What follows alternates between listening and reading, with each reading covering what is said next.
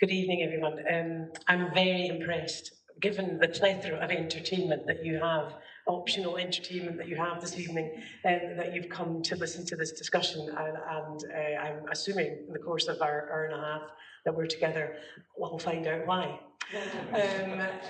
So my name is Judith Robertson. I am, as John said, the chair of the Scottish Human Rights Commission. I am quite new to that post, and this is one of the first public engagements I've done in this position. So it's not the very first, but it is one of the first.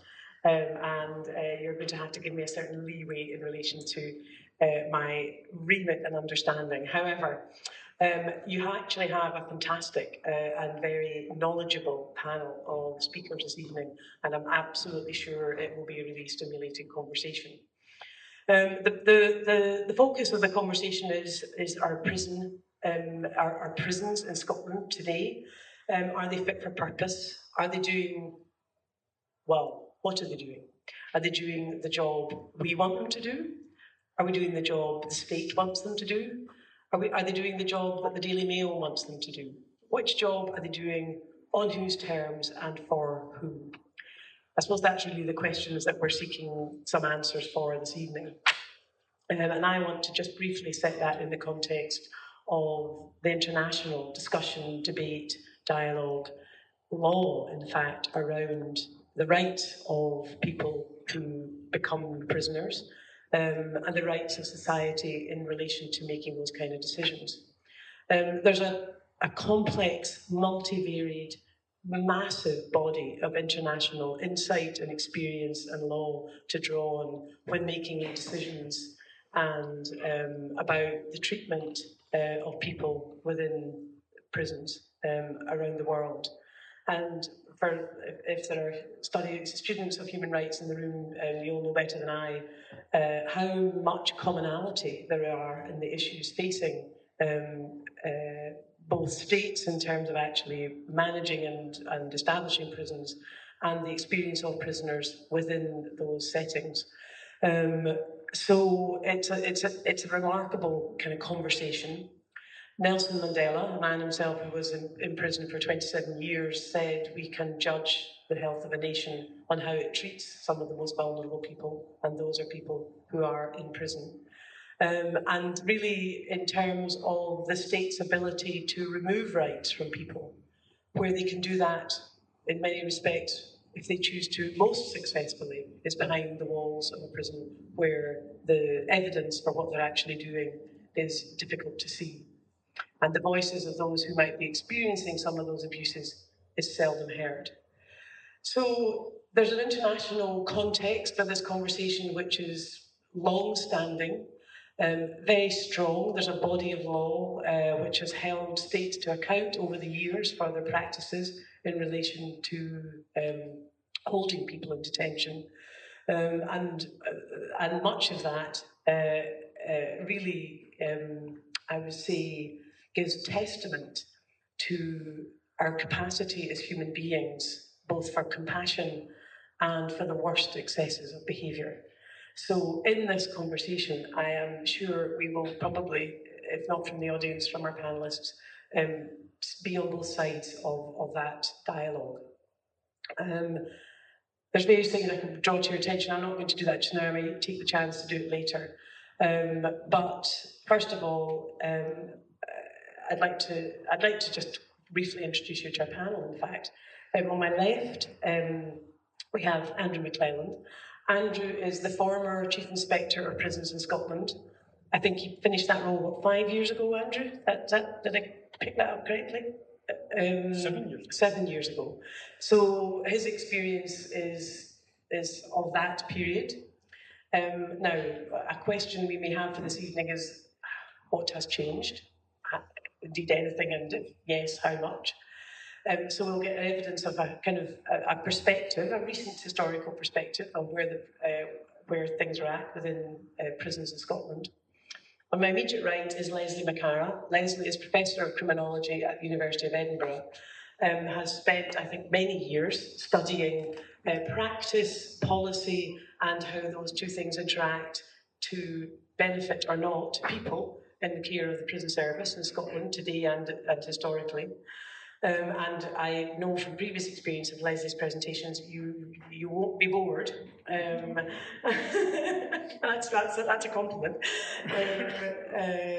And on my far right is Pete White. Pete is the Chief Executive of Positive Prisons, Positive Futures, an organisation which seeks to ensure that the voice of people who have experience of being in prison is heard throughout policy making in Scotland today and is used to benefit and get the best possible outcomes for people who go through that process. So you're in for a treat, actually. First of all, I'm going to turn to Andrew. And the format for this evening really is I'm going to ask Andrew, then Lesley, then Pete to speak for between 7 and 10 minutes, give you the benefit of their insight. And then depending on your capacity to ask questions, which I'm pretty sure will be perfect, I may ask some questions, but to stimulate the discussion, to be honest, I have no doubt that it'll be well framed. So, Andrew, can I pass over to you to start our conversation this evening?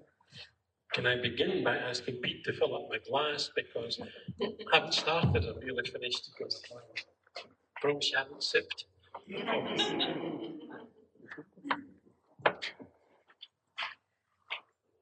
You said I've not been in a jail now for over 5 years.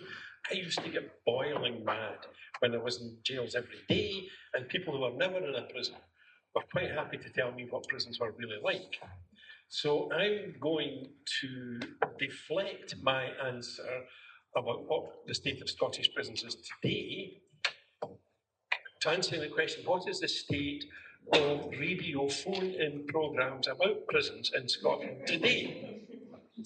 Because I heard one recently. I tuned in by chance. I think I would never deliberately tune in to a radio phone-in programme about prisons in Scotland today.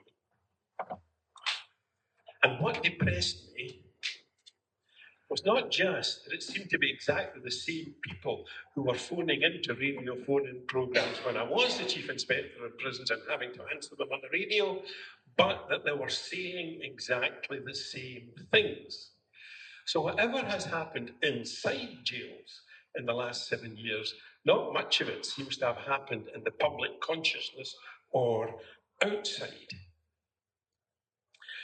So what I want to do tonight is to suppress the conversation. I want to tell you 3 things that I can't stand hearing and I don't want to hear tonight, and they are the main content of most radio phone-in programmes. And the first is this. Hands up if you've ever heard anybody say on the radio, prison is a holiday camp. I'm not going to look because I'll be so upset if nobody puts their hands up next time. Prison is a holiday camp.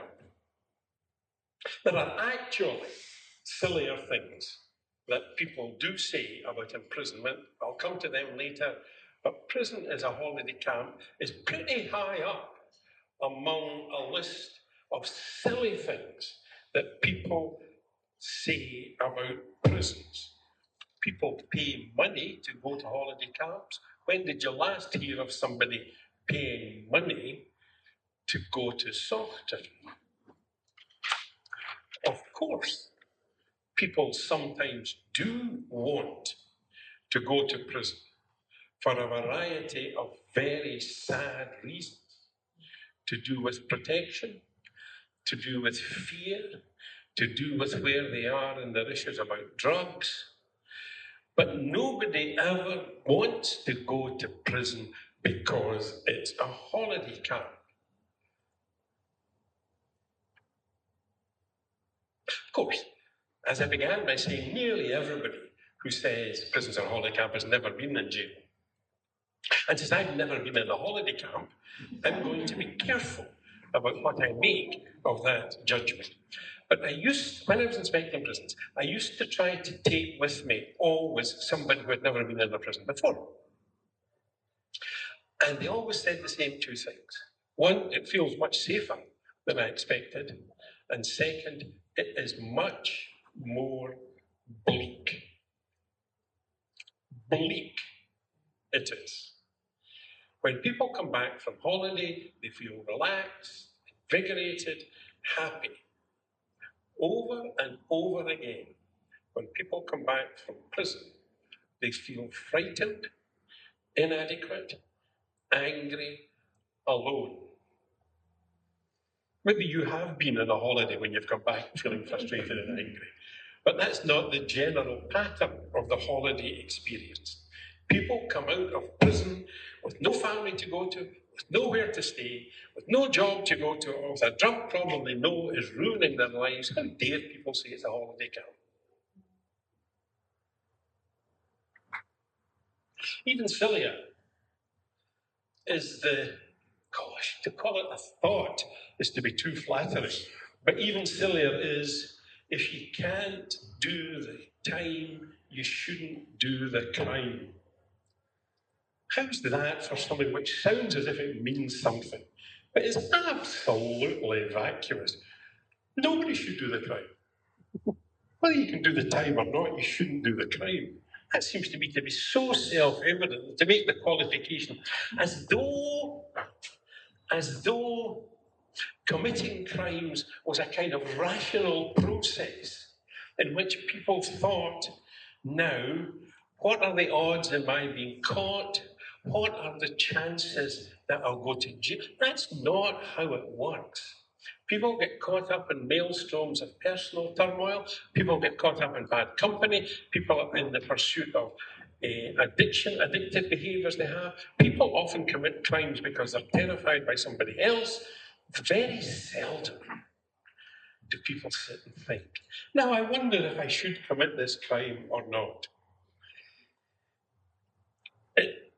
It sounds, and that's what really annoys me about it, it sounds like a rational contribution to the debate, whereas in fact, it's just a smug revelation that you don't really understand the context. I once heard, I'm a preacher by profession, and I once heard a preacher in Harlem, New York, say that most Christian comment on the story of the Good Samaritan is to say, I told you that road to Jericho was a bad road, you should never have been down it.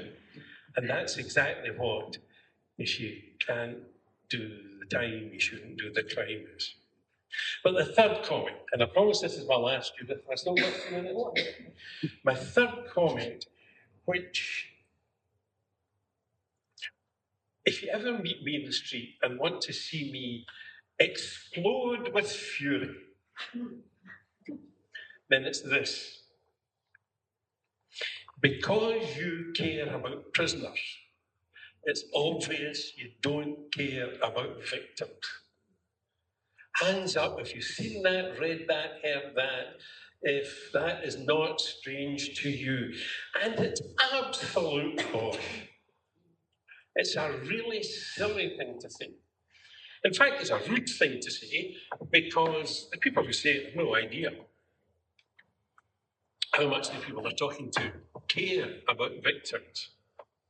But even if it wasn't rude, it's absolutely silly. I've never met anybody who cares about prisoners who does not care about victims. I've never met anybody who cares about prisoners who does not care about victims. Most victims of crime, most victims of violent crime are young, poor men. Indeed, most victims of violent crime are young, poor men of mixed race. The people who phone into radio programs don't have them in mind. Of course, it's quite right that they should care about elderly women who are the victims of violent crime. So do I. But it's very rare that elderly women are the victims of violent crime. Of course, elderly women who are the victims of violent crime require our care, support, and prayers. But so do young, poor men who are of mixed race.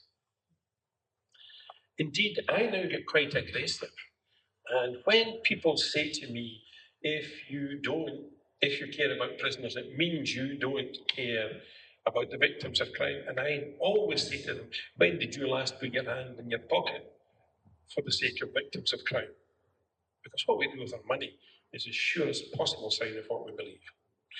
But the thing that makes it really, really silly to say, if you care about prisoners, you don't care about victims, is that it completely misunderstands who the victims of crime are. The victims of violent crime, as I've said, are primarily young, poor men of mixed race.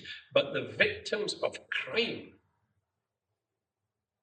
are the families of prisoners.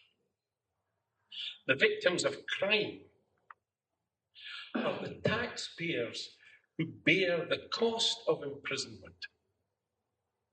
The victims of crime is the country and nation of Scotland itself, because Scotland is a poorer and less happy and less peaceful and less caring society every time a crime is committed. And that's why those who care about the victims of crime should also be caring about prisoners. What we need is a Scotland in which there are fewer victims of crime. And that means a Scotland in which fewer crimes are committed. And that means we need to do everything. We, all of us, not just the people in this room, not just the people of clearly liberal views that I can read in the faces of everyone in this audience, but all of us, particularly people who don't have liberal views as represented in this audience, we all need together to realise that anything that Scotland can do to stop people committing crimes before they go to jail, and anything the people of Scotland can do to stop people committing crimes after they're released from jail is the very best way to protect victims from crime and to be a friend of victims.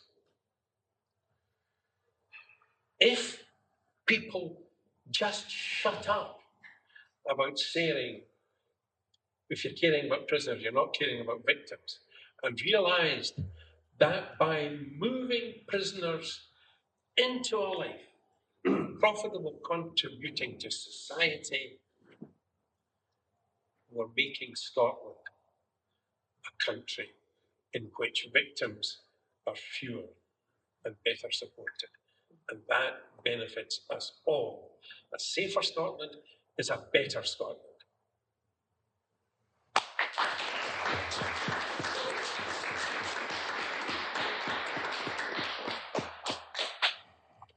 Great, thank you very much, Andrew, for that rousing introduction. I do have to say, if you are somebody who doesn't hold the liberal views maybe that Andrew is purporting you are, but still very welcome in this conversation. But we'll see how the evening progresses.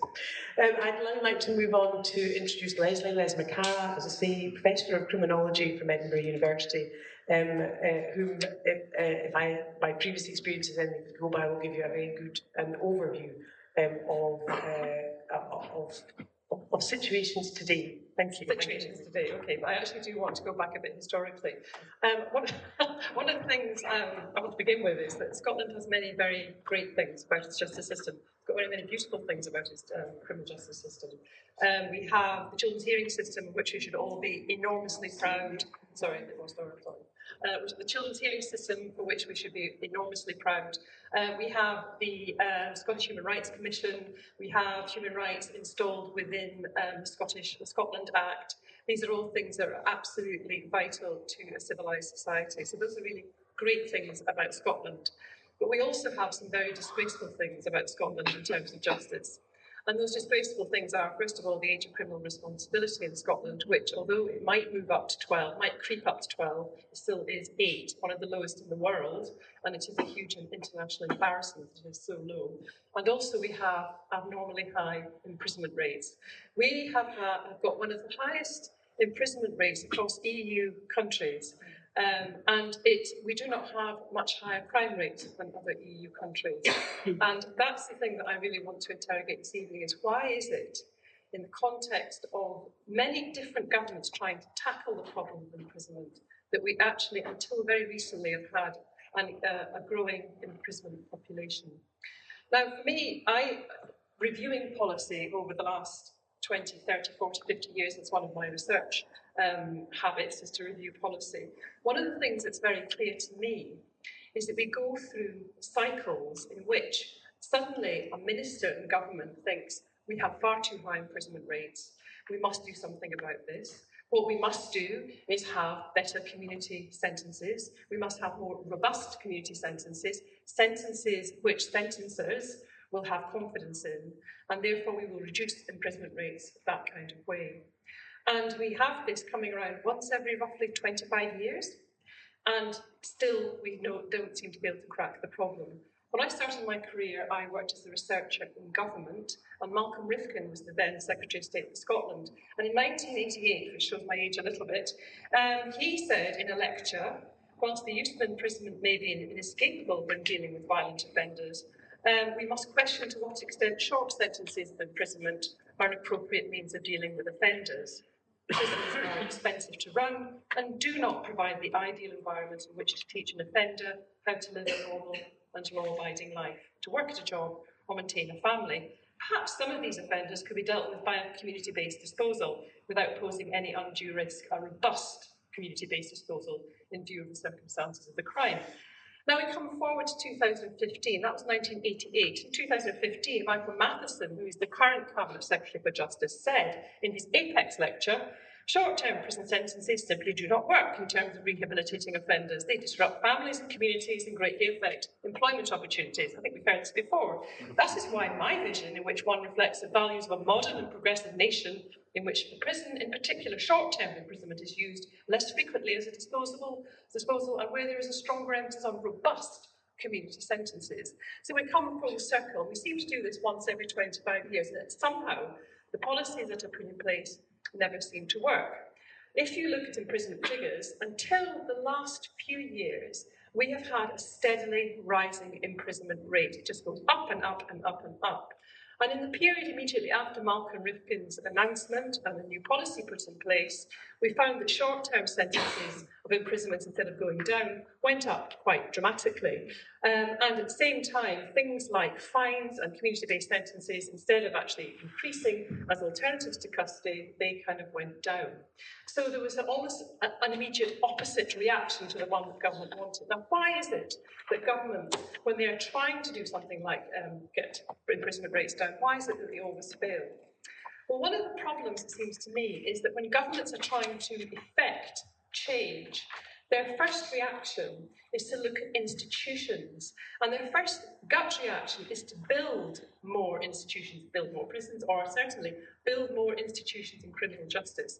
When the new government took office immediately post-devolution, they constructed over 100 new institutions in relation to criminal justice, many of which had overlapping competencies, and many of which were fighting for the same amount of money, pots of money. So they created massive amounts of institutional structure, but it didn't seem to have any kind of purchase on imprisonment rates. Now, why was that?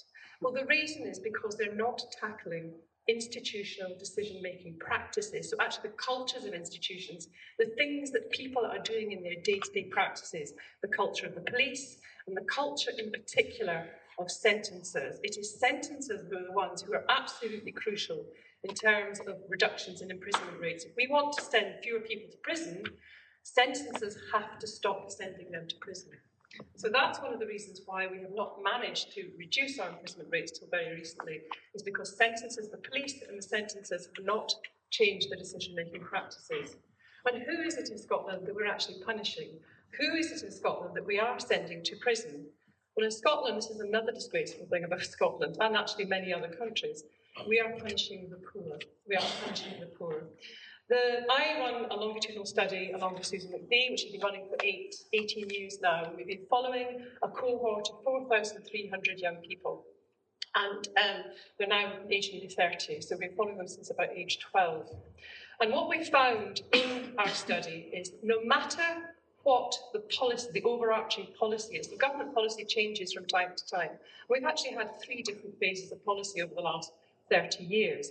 But no matter what that policy is, decision-making practices remain the same. There is disjuncture between policy and actually what happens on a day-to-day level.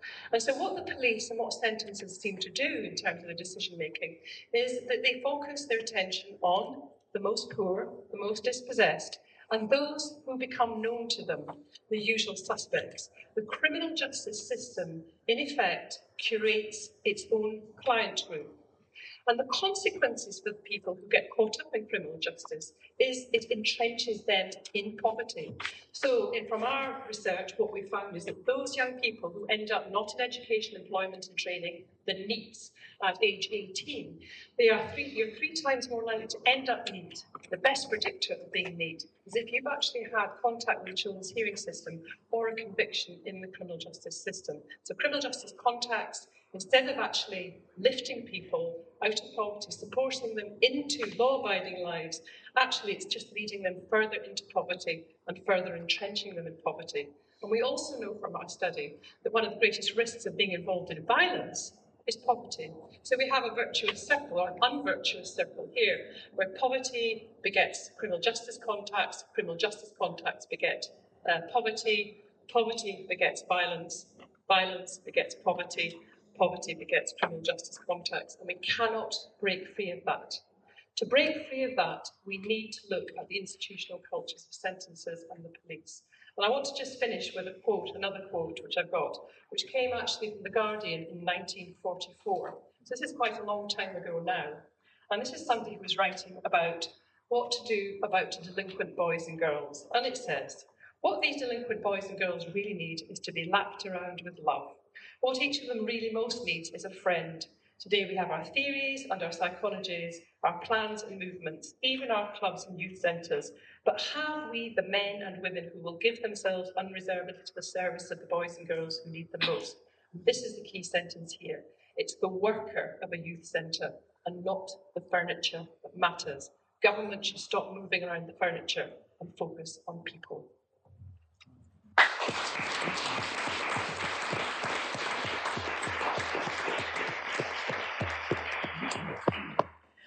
Thank you so much, Lesley, for that kind of perspective, historical perspective and analysis based on what I know is long-term research you talked about. For our final perspective this evening, I'm going to turn to Pete White. Pete is, as I said earlier, the Chief Executive of Positive Prisons, Positive Futures, and I'm sure he himself will explain the context of his contribution this evening. Thank you. First, am I switched on? I think so, yeah. Can you hear me all right? First of all, I want to thank Lesley for destroying half of my notes. And I also want to thank Andrew for destroying the other half. So I'm now going to improvise and make things up so I build on and work within rather than trample over what they just said. I would like to suggest to you, I'd like to ask you to answer a few questions. How many people were in the care of the Scottish Prison Service at the end of last week? To the nearest 100. 7,886. How many people were liberated from Scottish prisons last year at the end of their sentence? 11,000.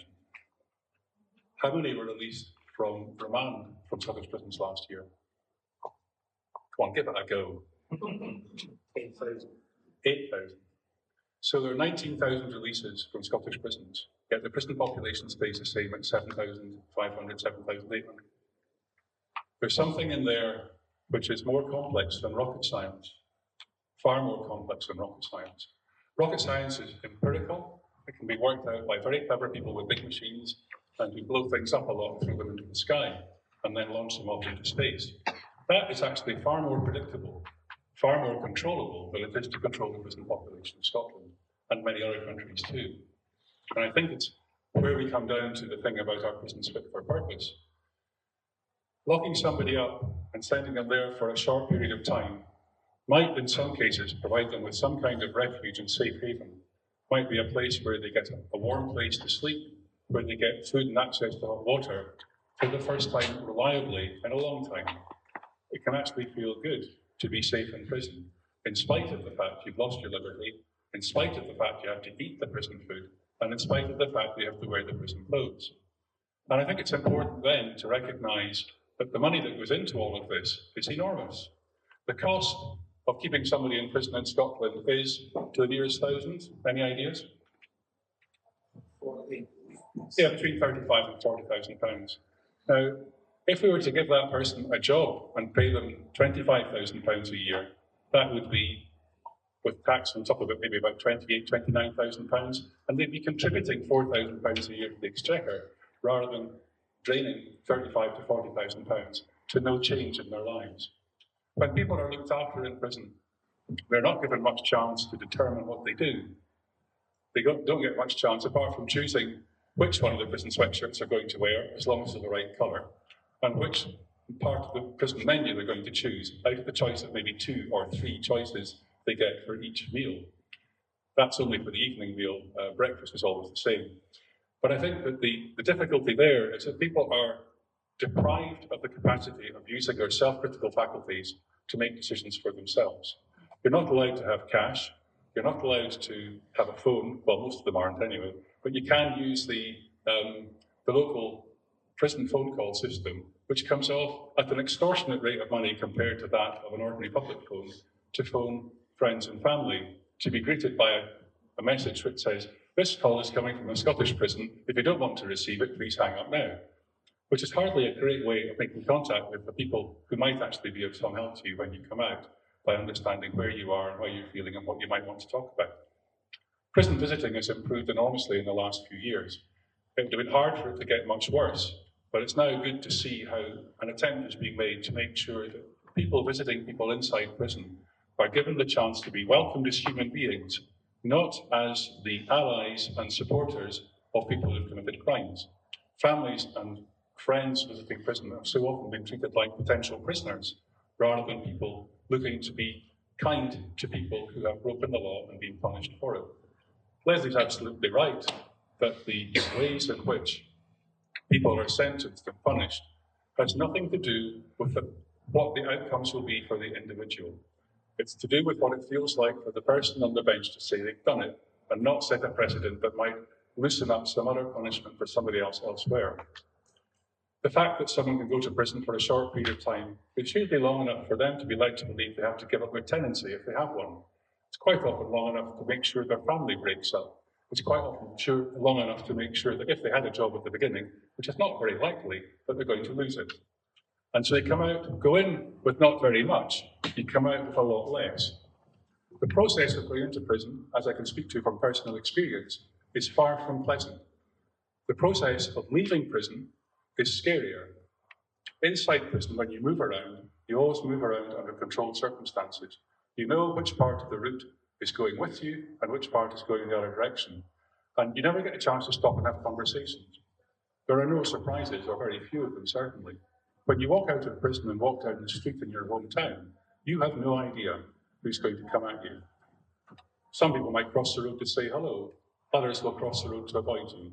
Others will come and tell you that they wish you were dead, or they wish you hadn't actually come out of prison. That happens. This comes back to what both Lesley and Andrew have been talking about, is that society has got quite a lot to deal with here. Who makes the laws? We do. Who lives by them and gets away with it, or enjoys the freedom that justice gives us? We do. If somebody breaks the law and we punish them, the state does that. It's not up to us as individuals. So, where do we go from here? I'll turn onto the smiley optimistic page now. The view from here is almost exactly the same as it was from cell 35 in Hermiston Hall on the top floor of Edinburgh Prison, which is where I spent most of my sentence. I came out just over 11 years ago, but the view is still much the same, although there's a crane in the way now, which is not so pleasant. But I think it's important to realise that everything that's been said so far is absolutely correct. What we have to do now is work on the fact that of the 116,000 people who were convicted in Scottish courts last year, 50% were punished with a financial process by way of a fine or something similar. 37% of some kind of community-based sentence, which may or may not have included a fine as well, and 13% went to prison. So there are 87% of people who go through the courts who are punished in one way or another.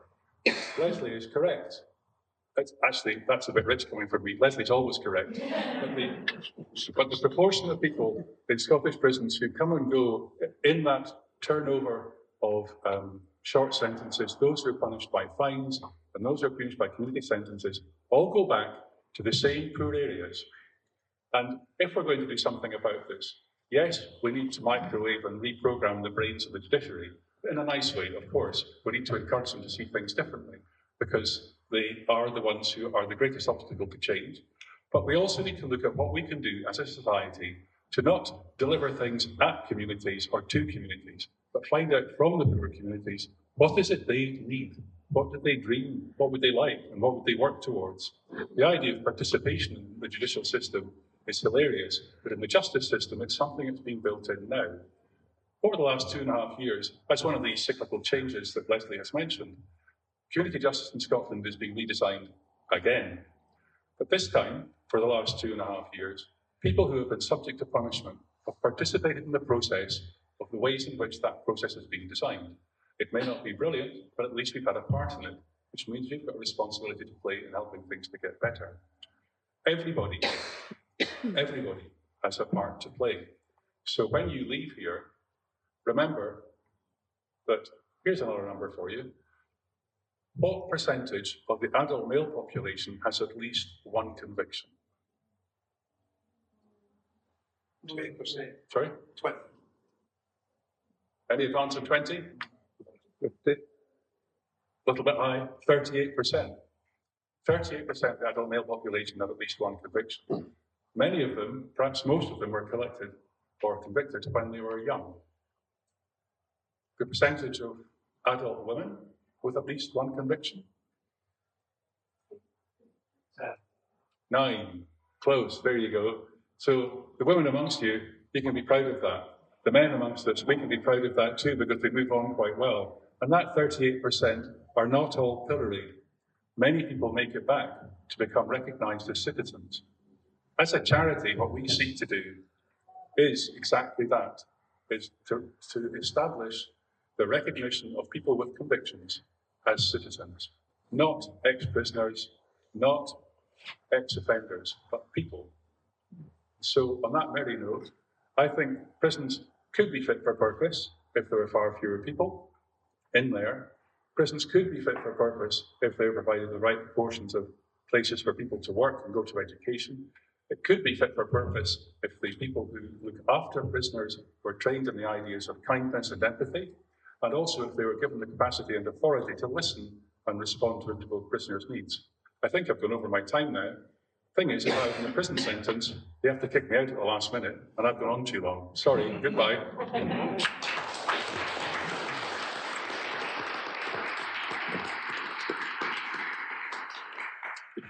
So, ladies and gentlemen, you've had a great roundup of some of the myths that we need to deal with as a society around around prisons, around justice, around how we treat people who commit crimes.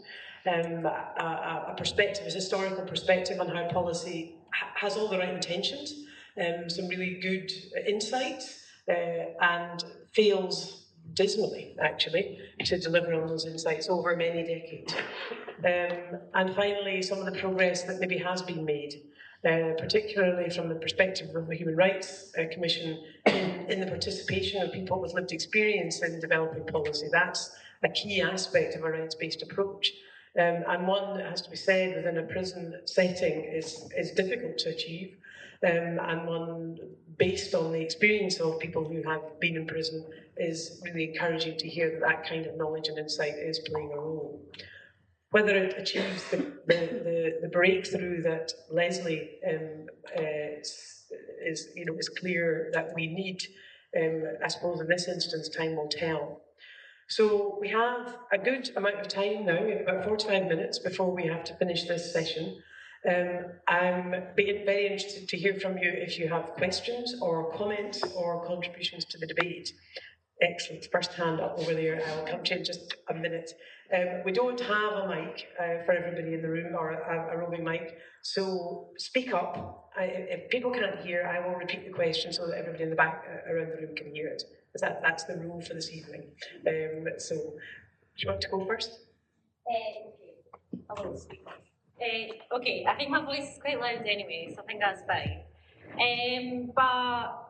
So I mean, even in a room as I'm feeling liberal and progressive, as you put it, as this that has kind of positive things to say about prisoners, I still feel embarrassed saying why I'm here, but I think it is important. Basically, my brother spent 7 years in prison when I was growing up, and when he was released 3 years ago, he was given £40 and told just good luck, basically.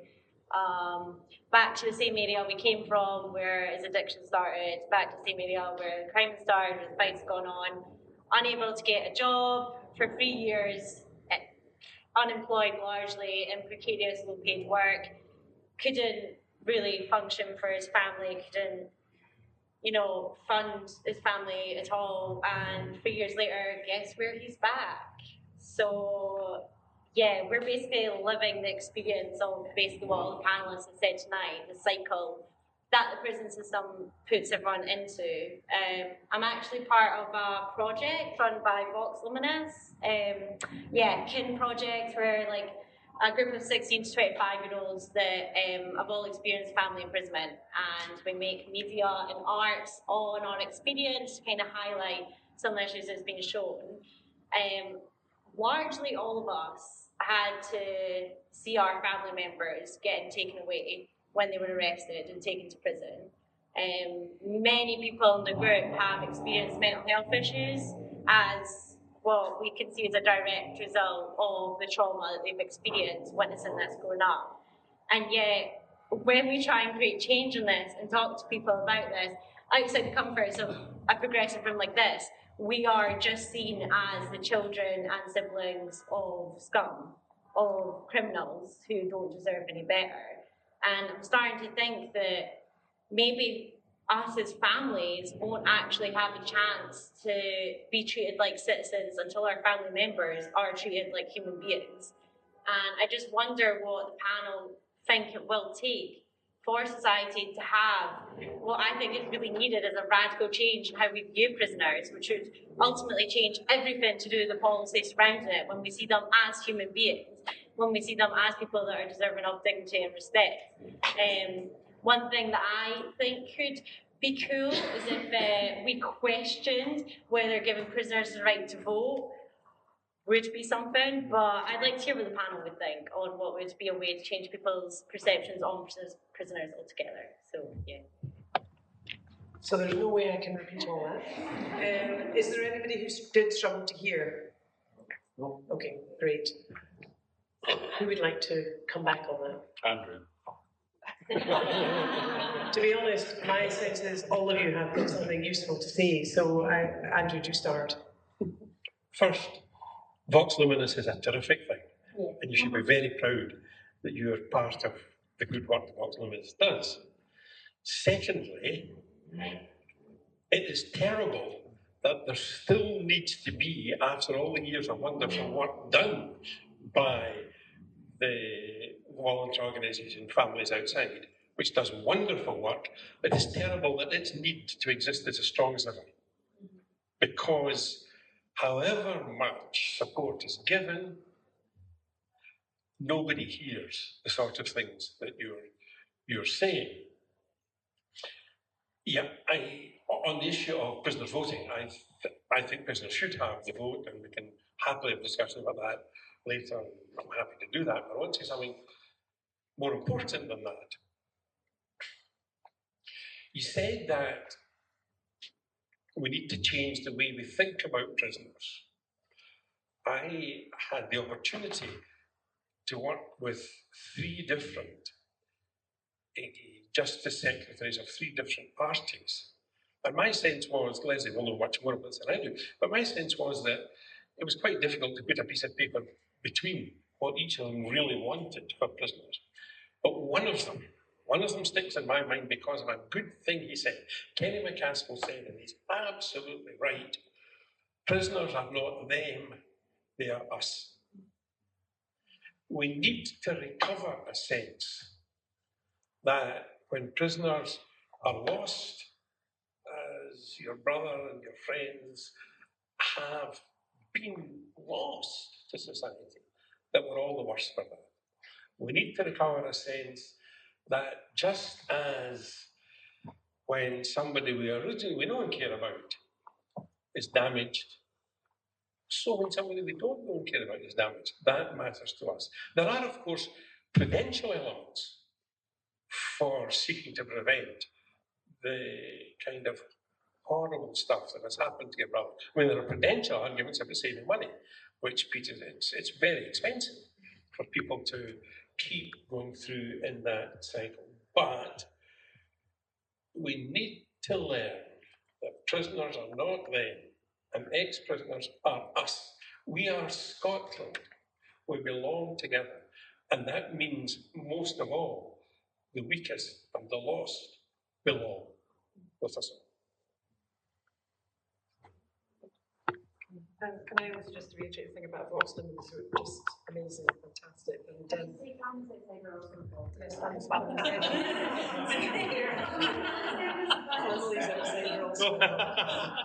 so, no, but also speaking out, and actually having you speaking out and having voice is absolutely important. And I think it is, because I've also heard you speak out at the Parliament when we did an event. No, was it not you? There was a group. Yes, it was you speaking out at the Parliament, and that was we event on at the Parliament after an edition of Scottish Justice Matters, where we talked about young people's voice and experiences like you've just been describing, and we had a number of young people who came in and actually spoke incredibly eloquently and powerfully about their own experiences. And I was very struck that when people actually speak powerfully about their experiences, people were listening. And I think it's important that those kind of conversations and the language in which we discuss people and citizenship are considered. So this thing about prisoners being us, not just them, I think is really important.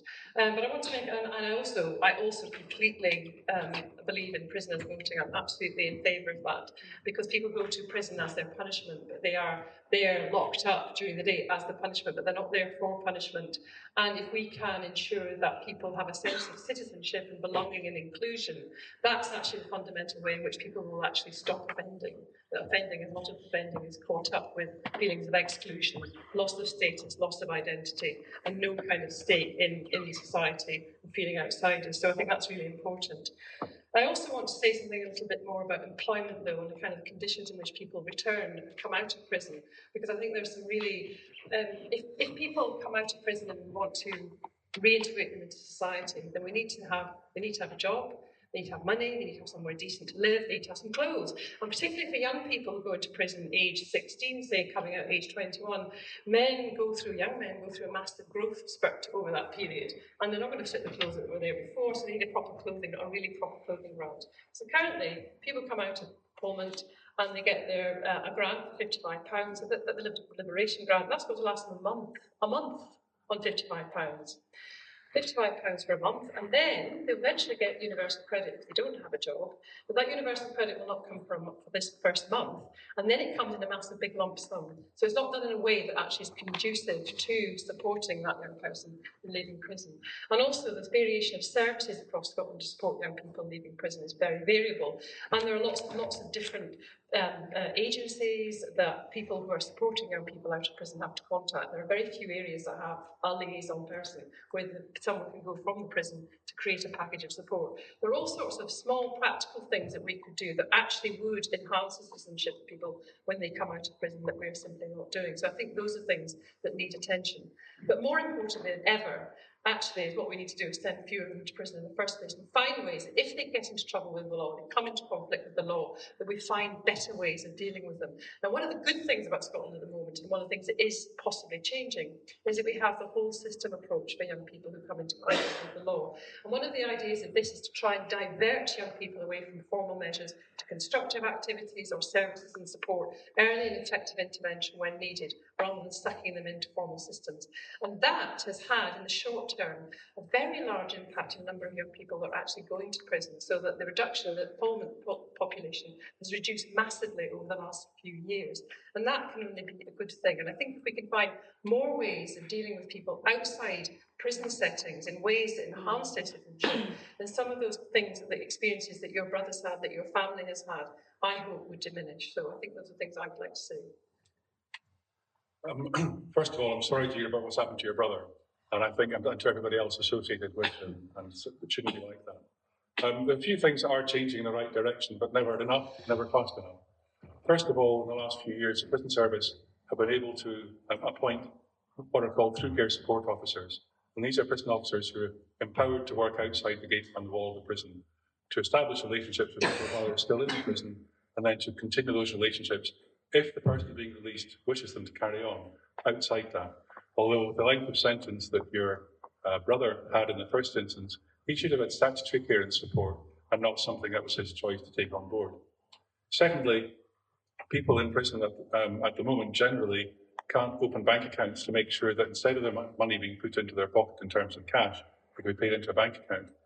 Over the last 2 years, 2.5 years, we've campaigned for successfully to work in ways in which the people serving prison sentences can open basic bank accounts before they leave. Interestingly enough, our partners in that, in addition to the SPS, been the Royal Bank of Scotland. They know a thing or two about misusing and abusing money and trust.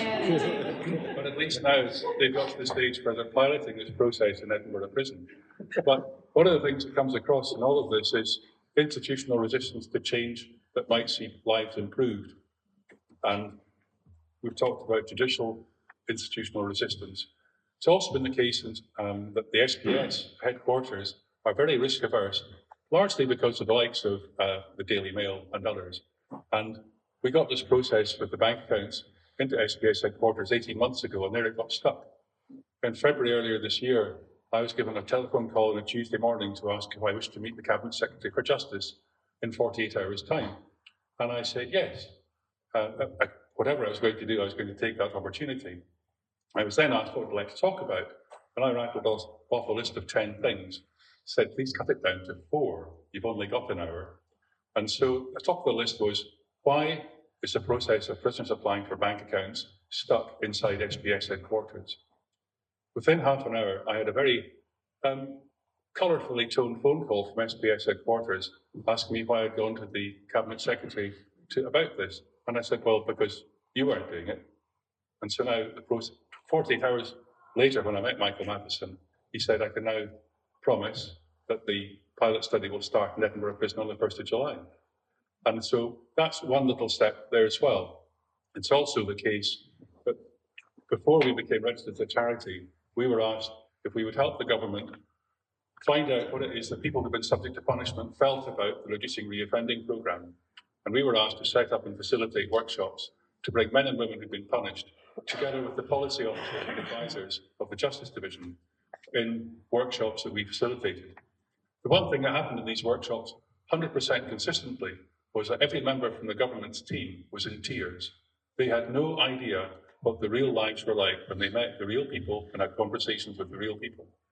And it's from that starting point that we were encouraged to become a charity, to bring the voice of people such as your brother and countless others to the voice of the government. If we can change what the government think, do and say, or think, say and then do is even better, then I think we can make change across the board. And that's why it's important that conversations in liberal progressive groups like this have to go beyond this room. Stopped. If I can just have a quick follow-up to Amy's point is one of the things that has changed in recent years is the power of social media. And that's one thing that Kin has been working on with Vox Liminis, is creating resources for young people to share their experience and raise publicity, raise awareness, and thereby gain support for this type of issue. And Kin launched a video in May, I think it was, specifically about the experience of having a family member in prison, and the key message from that video. It's a very short video on our website. If you want to go see on Families Outside and on the Vox Liminis website, is about I am not my experience, and that there's so much more put to them as people and to people in prison as people than about the conviction. So there's a way that you can actually access that, view it, share it, and that's how we get these types of messages across. I would just like to say that the person who just spoke forgot to say that she's Nancy Loucks, Chief Executive of Families Outside. Would anybody else want to ask a question, make a comment? Yes, gentleman here, yes. I'd just be interested to hear more from Lesley about the diversion schemes that are going on, because it feels to me that this crossover point for 16 and 17-year-olds leaving the children's hearing system and entering the criminal justice system is really key.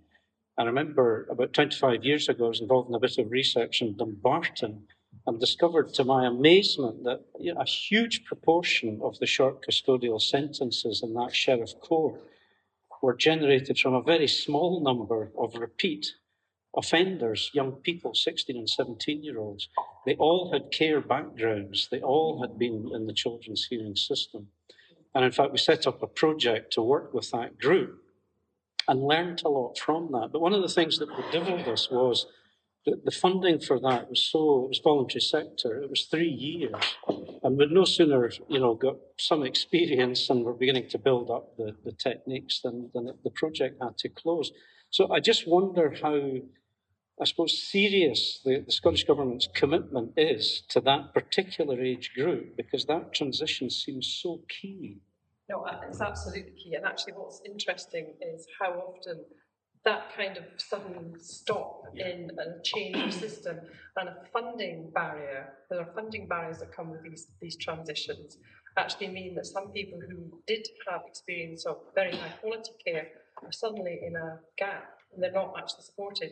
And what was interesting, so when you were working there, that must have been also at the time when we had 100% funding for criminal justice services that were focused on 16, 17-year-olds and beyond, and at that time government ring-fenced monies there, and it was the social workers were required to work with very high tariff cases. So quite a lot of the young people coming out of the children's hearing system who had their supervision terminated, they were then coming into the adult system, and they were low-level petty offenders, but there was no kind of support structure around them. Suddenly, what was care was gone, and social work, criminal justice, adult criminal justice didn't want to touch them because they only wanted to deal with the high tariff alternative to custody cases. And then there's a lot of kids would then get into trouble, kids would come back to court, and then they'd end up in prison because they could see no alternative. So that's the real problem. I think the government this current government is very committed to making a difference here and has pushed forward. I mean, some of this began quite some time ago with getting it right for every child and early and effective intervention. But this whole system approach is really, really trying to engage local authorities and other places to provide services which mean that young people do not get sucked into formal systems. And that seems to be having a really good effect as far as one can tell at the moment.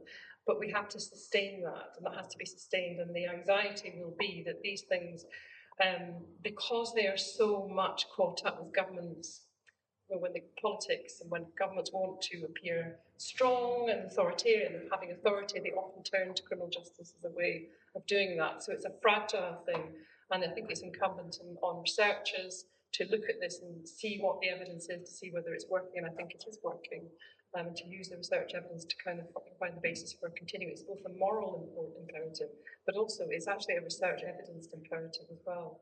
So, I'd like to add to this a little bit about the ways in which a number of young men are incarcerated in Poland. Justice Analytic Services for the government have tried very hard to pin it all down on exactly what Lesley has said, but there's some bits of it they can't actually measure. They put it down to what they call the Xbox and computer game factor, where people are staying at home and playing games rather than going out in the street and getting in trouble. So there's some way to go yet in all of this. But it is the right approach, and it needs to be, it's precious and needs to be nurtured. We shouldn't forget some of the things Lesley was saying earlier about the sociological, political dimension of so many 60 and 70-year-olds going to prison, almost universally poor, almost universally with negligible educational attainment, almost universally with no experience of employment.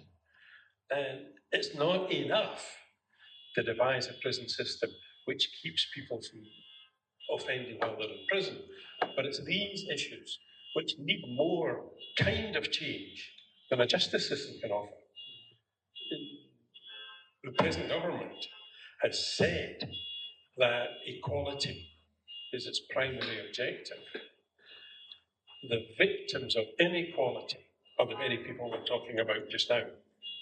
But as well as political backgrounds, and while we remember that just as every professor of criminology is different, so every prisoner is different. And it's a bad mistake for us just to talk about prisoners as though they were all the same. But I was very struck as I began to encounter in large numbers people in Poland and people in Cornton Vale of the same age by the one psychological factor which they had in common. Many of them, of course, many of them had mental health issues. But the one psychological factor you find over and over and over again in a 16-year-old boy in jail is a complete lack of self-worth. On my first day in Poland, some of the young men were saying to me, we only get conflicts. We never get anything else. In my naivety, I said, why don't you ask for something different? And of all the answers I'm expecting, the one I was not expecting was one I got, we're just young offenders. We don't deserve anything better than confidence. Low self-worth, all the political stuff, and then all the extra dimensions that Lesley and Peter been talking about.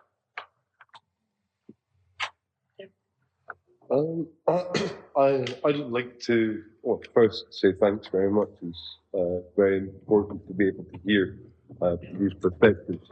I'm interested about people being precluded from work, kept screened out from opportunities to gain self-sufficiency.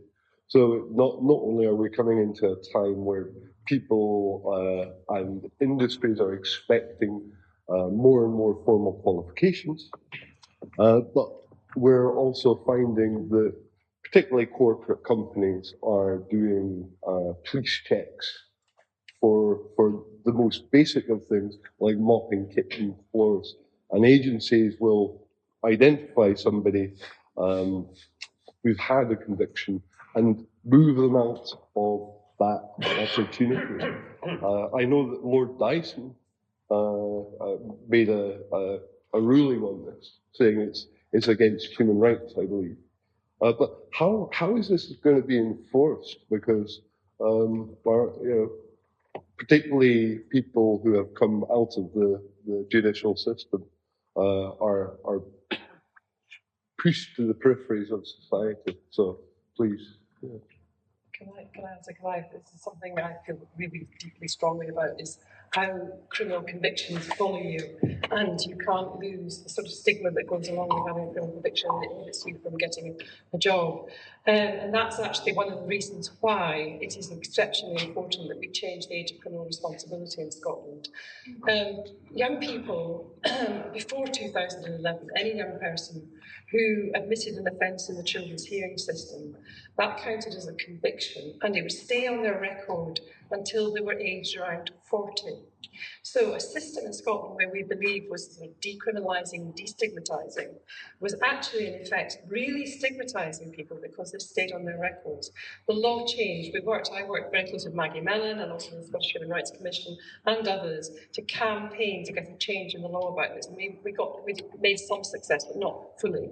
And the success we had was that children's hearings, admitted offences for children's hearings would no longer count as convictions but as alternatives to prosecution, except for offences that were much more serious, for which DNA could be retained. So what we still have is a system where the majority won't count as convictions, but some young people coming to the children's hearing system will. So we have a system which is meant to be decriminalising, but effectively young people will carry these things for many, many decades, and that's something we have to change, because employers do use these things and often use them very irresponsibly. And I think that's something very much that we have to change. And employment, education and employment are the most important things we can do. And in our study, in the Edinburgh study, one of the best predictors of whether somebody will end up in prison by age 24 is whether they were excluded from school, and if they're excluded from school by age 12. And that seems to be, there are lots of things that go around that. It's not a direct causal link, but the kind of things that happen to you when you become excluded from school, that has very, very bad consequences. So education, education, education, and get rid of the kinds of ways in which we do disclosure at the moment. We need to change, we need to keep campaigning to change the law there. I'm pleased to say that this is recognised as a fairly immense problem, and I understand why I asked the question. At the moment, 75% of all employers will bin an application as soon as it becomes clear that somebody's got a conviction. If they've ticked a box saying they have a criminal conviction, it goes straight in the bucket. That is unacceptable, and that is a form of punishment beyond a sentence, whether it be community or custodial. So there's now a task force been set up to bring together employers who currently actively seek people with convictions as their recruits. So they've got good practice in place, and they've got policies and procedures that are written and made up for this. Working with the Scottish Prison Service, with the Fair Work Department of the government, and with the Justice Division of the government, with a view to getting it together so we make it clear to the 75% who don't consider people with convictions as suitable for even being considered as candidates, for that to be taken forward. That, in conjunction with the work to be done on the review of the Rehabilitation of Offenders Act, is something that's hopefully sooner rather than later will make a difference. We have people like Virgin Trains, Marriott Hotels, Greg's Bakery, Reed International, Sue Rider Shops, people like that who are willing to stand up, and Timpson's the key, and shoe people, who are willing to stand up and say, we do this. We need far more to do that. And also we need people who are not national names. We need small businesses. We need very small opportunities to be made for individuals here and there. We're not asking or suggesting that everyone coming out of prison is ready for a job, because I've already mentioned some of the things that people have to live with, and they need more help and support, and have a say in what that help and support looks like towards where they want to get to next. But for the relatively small proportion who are ready and able to go to work, we need to remove these barriers and to make sure that the people who keep the barriers in place are eventually named and shamed. So it's very interesting to me, Chairman, it's very interesting to me how quickly the conversation has moved on from prisons and talking about everything else around prisons. I'm sure that's not to say that the prison experience can't be improved and work can't be done within that context. I'm absolutely sure on that. But it is really interesting how quickly we move into territory that goes before, after, around, as soon as we start talking about prisons.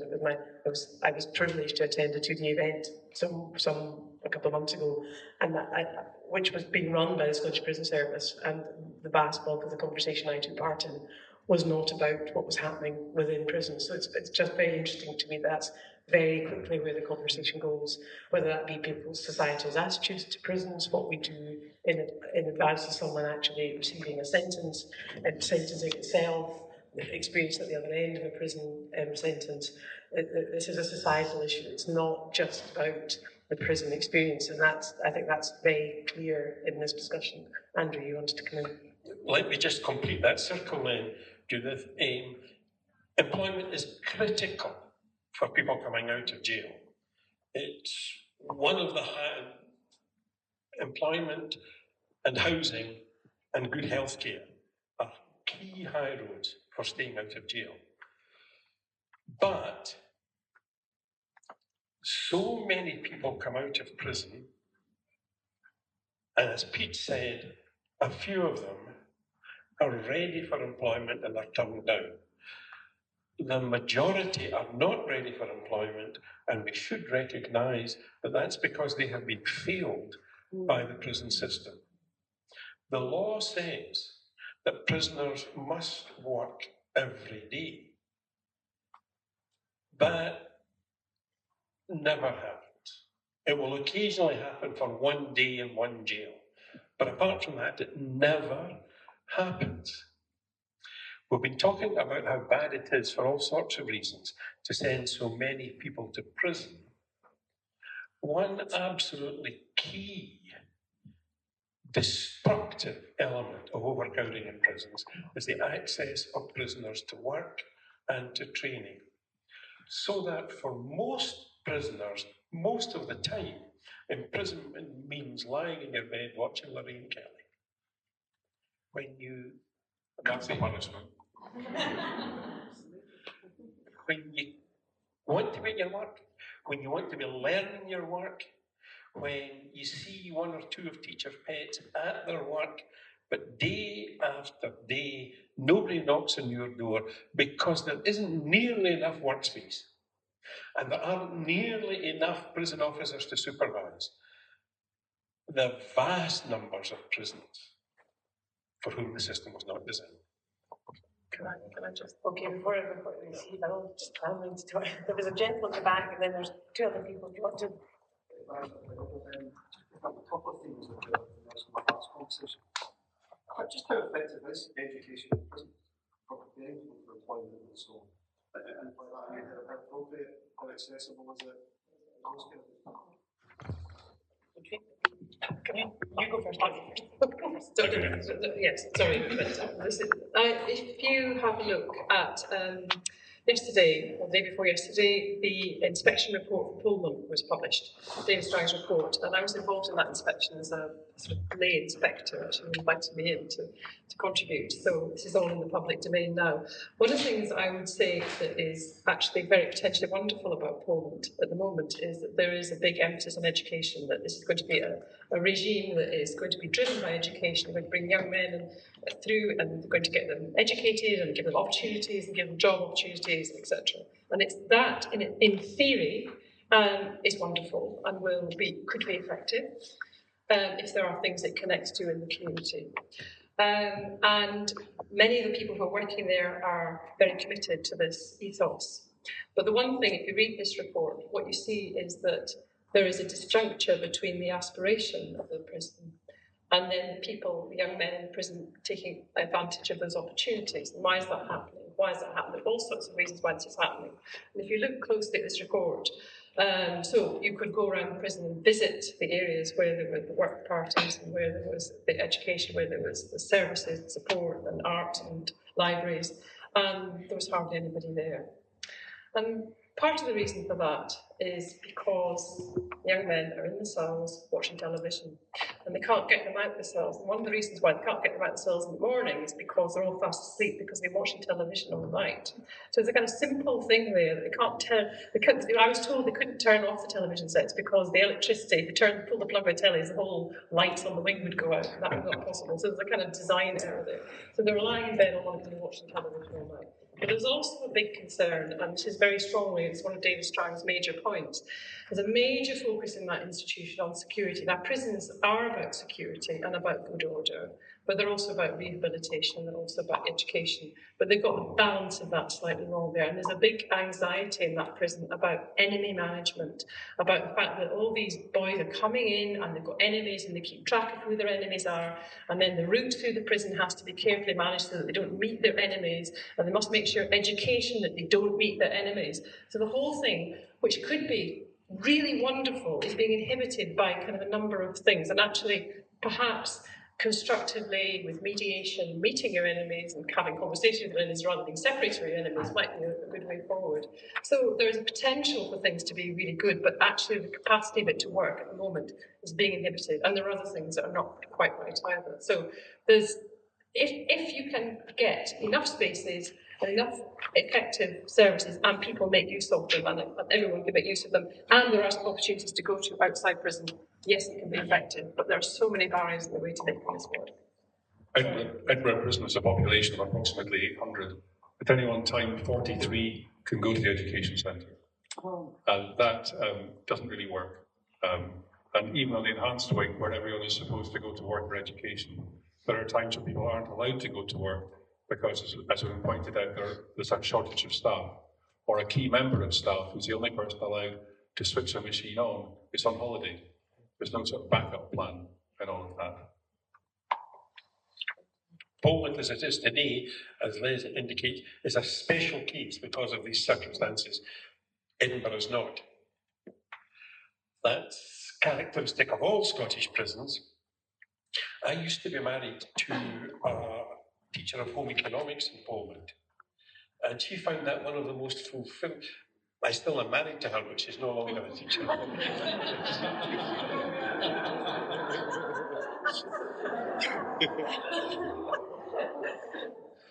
Unsurprisingly, she found teaching in Poland the most fulfilling experience of her life. She said about the most fulfilling teaching experience. My sense, and I have no qualification to say this, my sense is that too often education in prison reinforces a sense of failure for people who failed at school. And so for that reason, lots of people don't go, and those who go find that the biggest opportunities are maths and history. I wish that art and home economics and music were recognised as proper education. The one area in which that does score in jails is the terrific emphasis, huge emphasis on PE. That's seen very much as a thing that prisoners want to do, and there's a big provision for it. I'm actually quite glad we went back to inside the prisons, actually, because when I was coming here and it said our prisons fit for purpose, I was thinking, are we going to talk about the building? Are we going to talk about those that are in the prisons? Are we going to talk about the staff within the prisons? And I think, Andrew, you said every prisoner is different. So I think when it comes to education, it's not going to be fit for purpose for every single person in that, and also about self-worth. And I think there's numerous issues, before that's prevention, before someone goes in, after that's a different thing. But while people, whether it be men or women, are in the prisons, is what's happening within the prison fit for purpose? How are the policies? Maybe, Pete, you said something about we're not going to work at or to people.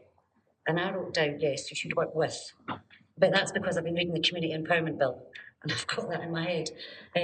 So for me tonight, it was about how, when people are within, because everyone is so different, what might suit one will not suit another one. Andrew, it was nice to hear that art and music and theatre, so I would say theatre as well would be, because drama can, there's different things that can help people in different ways.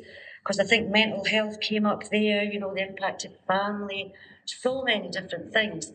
But whilst people are serving their sentence, is what they're doing within the prison adequate for their needs? I know it's a statement rather than a question, but I think it comes down to Lesley yourself as well. Are the policies, you said about the prison guards, I don't know if they're called that. I've heard them called numerous different things.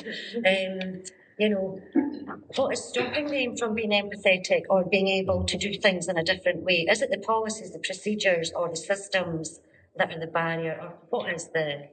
Can I just talk a little bit about Poland then? Because interesting people to actually read the inspection report, because it is something that they're trying to do something different and innovative, but it's actually being limited by a number of things. The first thing for me, and Andrew, you said right at the beginning of your first remarks, you talked about the bleak. And I wrote in my bit of the report that, especially for 16 and 17-year-olds, going into the wing at the prison where they were housed is just exactly the same architecture as the rest of it. It's the same architecture as Edinburgh prison, actually. And it is the most bleak environment possible. And there was very little socialisation out in the bits where people could socialise because of the fear of disorder. So there was anxieties of prison officers who were working in the wings about disorder that's inhibiting things, and also a need sometimes to bring them along with some of the culture change that's happening, in other bits of the prison. There also was a strong sense that they were understaffed for the kind of concentrations of problems that they've got to deal with. One of the things that's happened is the number of young men has gone down, but it's a very concentrated population of high levels of vulnerability. And there's certainly the officers in the wings, and I've written this in my report, that I felt that they were understaffed to be able to deal with things, and that therefore, in order to do some of the really good work that they could do as personal officers and support the young men, that they were actually finding that very difficult to do.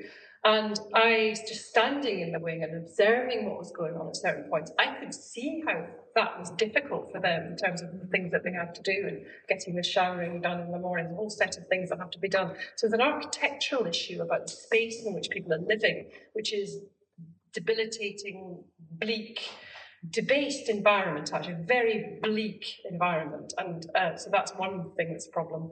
Staff that probably don't have enough time to do things and are kind of fearful of certain things, are not empowered to do certain things, I think is really problematic. And then there is this kind of bit up the hill. It's interesting in Pullman that the bit for the education is up the hill. And there's this prison that's intriguingly built because it wasn't a borstal, and they built around it, and then they demolished the middle bit. So the whole of the place in the middle is crisscrossed by these kind of aluminium walkways. And the walk up to the education is this kind of perspex, covered in perspex, this bit orange, refulgent perspex, with words like resilience written on it, which who would understand what that really meant? And you go up the hill to this thing, and yet there's nobody up the hill. And we were there 3 sunniest days of the year. There was nobody playing football. So there's something in that is not, there's something there that could be wonderful, it's just not yet happening. And it's something to do with empowerment, it's something to do with architecture, and courage to deal with problems of order. It doesn't mean locking up. So it's a more imaginative way to deal with order. I think it's possible to say that within the staff of the prison population, the residential officers and operational officers, who are the ones who have most contact with individuals who are imprisoned, there's still a representation of public opinion amongst the prison staff, and there are some members of staff who enjoy the fact that they can lock someone up saying, I'm locking you up, I'm going home to get my tea and watch the telly. And there are people who enjoy the punishment aspect of their job, and I think we have to get over that somehow. I also wish to think that there's some way forward, and without redesigning and rebuilding Pullman, bringing Lesley back to one of the ideas earlier, it's not the furniture, it's the people. And I think we have to do something which is more immediate than redesigning and rebuilding prisons, although we should just be knocking them down and not rebuilding them at all. Okay, I'm going to have to, I'm afraid, curtail the discussion. It's just a couple of minutes to 9. Just from my own perspective, I would like to say a huge thank you to Andrew, Lesley and Pete. You have had a very, from my perspective, powerful insight, and people here have shared their own insights, and that's been hugely, I think, enriching in the conversation. There's a lot to play for, it sounds to me like, and there's a long way to go. I'm really interested in how the rights of people in the prison system to a voice, to that empowerment that Pete described, and I wonder how much dialogue with the young men in Pullman is actually happening on a daily basis to understand why it is that they're not making use of the resources. How better could that system be orientated to support those young men to do that, and what engagement is genuinely taking place with those young men to try to kind of bring about that transformation. And to be honest, again, not having been in Pullman, but wondering, as Pete describes, do the staff really have the skills to do that, and is it fair to expect them to do that in a context where actually their principal remit is security, not necessarily rehabilitation. And so there's lots of things clearly being balanced up there. Thank you very much, everybody, for engaging in the discussion, for participating, for being here this evening, and for spending your time on this issue. Clearly, many people are strongly engaged in it, and with that in happening, we stand some chance of achieving the change that it sounds like everybody here would like to see. So thank you very much.